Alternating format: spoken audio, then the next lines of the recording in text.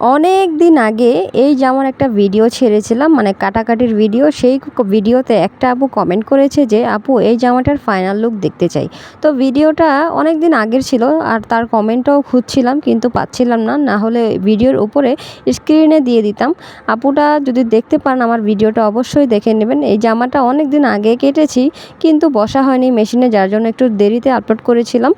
আর আমার দুইটা সন্তান আছে যার জন্য মেশিনে তত বসা হয় না। এই তো অনেক দিন পর আজকে সেলাই করে তাড়াতাড়ি ভিডিওটা বানিয়ে ফেললাম, ভাবলাম যে আপনার জন্য ভিডিওটা বানাই।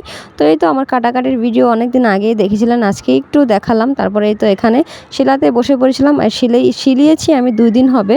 তো আজকে ভিডিওটা এডিট করে তারপর আপলোড করব আর কি।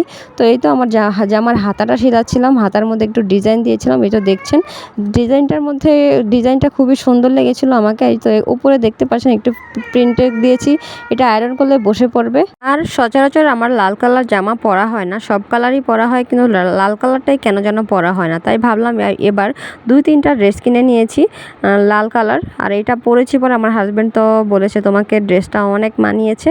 এই তো দেখছেন এইভাবে সেলাবো, উপরে একটা সিলি দিতে হবে, না হলে ডিজাইনটা তো আর বসবে না। উপরে তো দেখছেন প্রিন্টেক্স, এটা আয়রন করলে বসবে। আর এখানে সালোয়ারটা দেখতে পাচ্ছেন, সালোয়ারটার মধ্যে রাবার লাগাচ্ছি।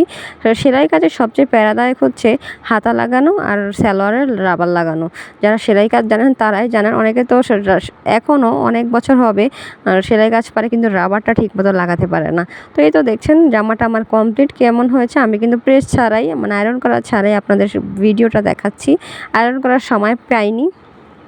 এই তো সালোয়ারে কোনো ডিজাইন দেইনি, তারপর হাতায় একটু ডিজাইন দিয়েছে।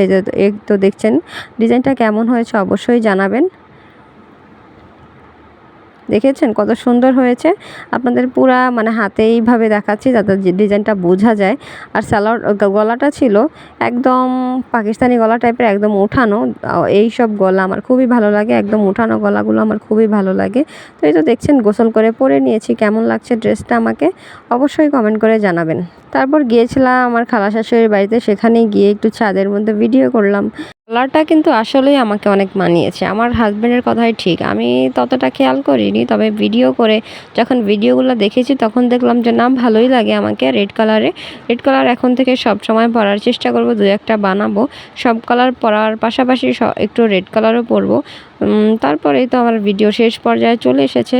আমার ভিডিও বেশি বেশি লাইক কমেন্ট করে পাশে থাকবেন, আর বেশি ভালো লাগলে একটু শেয়ার করে দিবেন যাতে আমি আরও উৎসাহিত হই আরও ভালো ভালো ভিডিও বানাবো।